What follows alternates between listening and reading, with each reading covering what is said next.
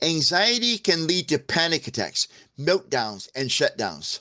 All can be physically and or emotionally draining for us autistic adults. Today, I'm going to share with you some strategies you can use to recover from anxiety and the impact it has on you. So let's get started.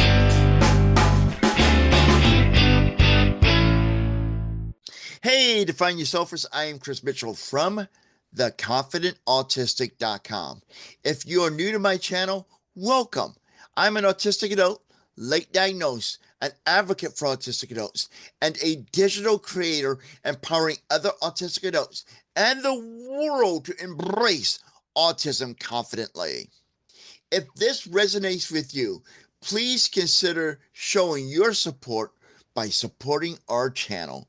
You can show your support by liking and sharing this video. And the best way you can show your support is by subscribing to the channel. And when you subscribe, do not forget to ring the bell to be notified of new videos and when I go live. In this video, I'm going to share with you four different strategies. That's four. That's not. This is four. Four different strategies on things you can do to try to recover from or get out of anxiety. Now, this is not an exhaustive list, but it is a good starting point. And when you're ready, share any strategies you've used or successfully used to overcome anxiety in your own life as an autistic adult. The first strategy is therapies. One that's recommended is cognitive behavioral therapy, CBT, and exposure therapy, ERP. Can help reduce anxiety. Now, CBT can help people with low support needs by teaching them to challenge negative thoughts and adjust behaviors. ERP gradually exposes people to social situations in a controlled way. Now, there's some controversy in some of this, and I'm not going to get into all the controversy. But if this will work for you, fine. If you rather not try that, I got three other suggestions coming up. This is something you can think about. Like I said, there's some controversy to it. I've read some articles that say CBT is not as effective in autistic people as it is in autistic. So do your own research and make a decision that's best for you.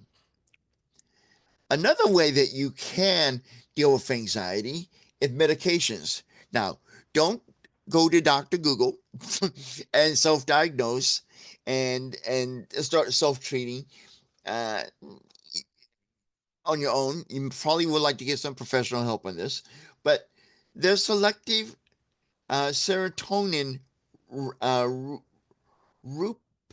take. I have the word up here in this right above my head here. Uh, is inhibitors, SSRIs, like Zoloft, Prozac, Celexa, or Lexapro can be helpful. And I have a theory about medicine names. I gotta share this with you. It's kind of cute. I believe some of them are so hard to pronounce, especially for us lay people. See, what I think happens is they come up with a new drug. Hey, we got a new drug here. What are we gonna name it? Somebody go grab a bag of Scrabble towels, grab a handful out, put them together. That's gonna be the name. I think that's how they name them. I could be wrong. But autistic people can be more susceptible to side effects from these medicines. That's something we do need to know about. And it's important to work with a knowledgeable practitioner if you would like to take a medication route to deal with your anxiety.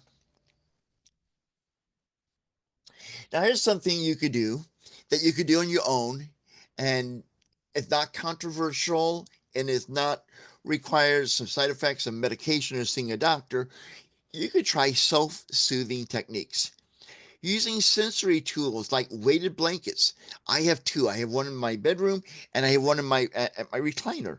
Using sensory tools like weighted blankets to apply deep pressure stimulation, if that helps you. You can also try stimming, which includes rocking or creating a calming sensory box. And a sensory box, we ought to do a video on this. I'm going to do one. A sensory box, we just have a collection of devices, toys that you use that helps with your sensory. Like if I had a sensory box which I'm going to create one and have it on my desk. And I'm thinking about creating a sensory backpack too. Those would be great videos. You want to see me do those videos? Tell me in the comments, because those would be fun. I would have this needle ball in it, and I would have my where is it? Maybe I'll just tell you about it because I can't find it right now. It's just full. Need it when I can't find it. I really, oh boy, I can't. Oh, here it is. My fidget spinner. I would have that in my sensory toolbox too.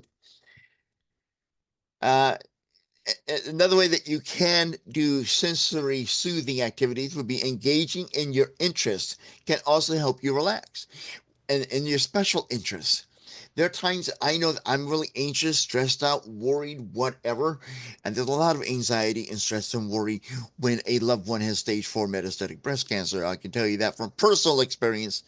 I will engage myself in my special interest, which right now is learning everything I can about autism and sharing it with you.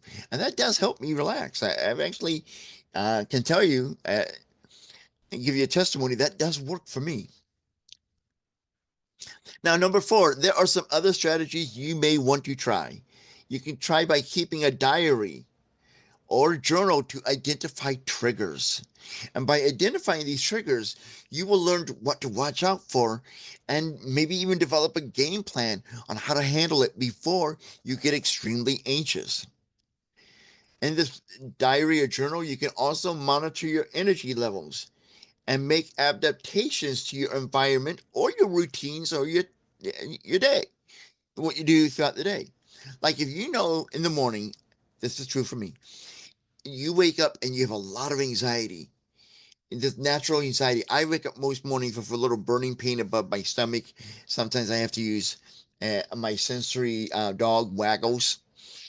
He'll warm me, and I warm him up in the microwave, put him in my stomach for a little bit, and he emits lavender smells, and it helps relax me.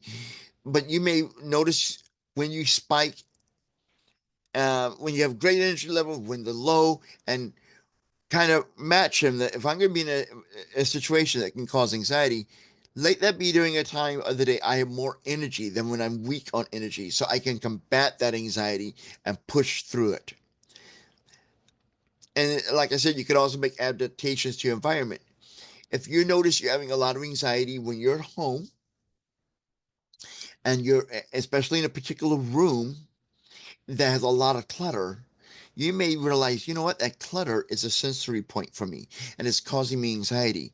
I've identified the problem. Now I can fix it. And I can fix it by decluttering this part of my house.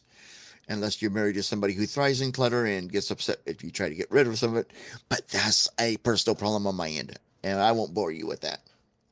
You can also try relaxation techniques like meditation, mindfulness, yoga, exercise. And my favorite is listening to calming music. I have, and I'll put a link in the video description.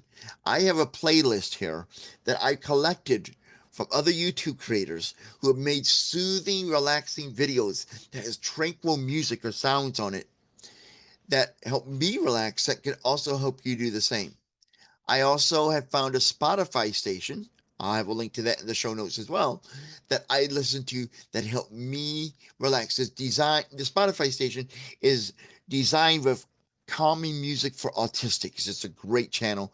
I'll put it in the video description. Now it's your turn.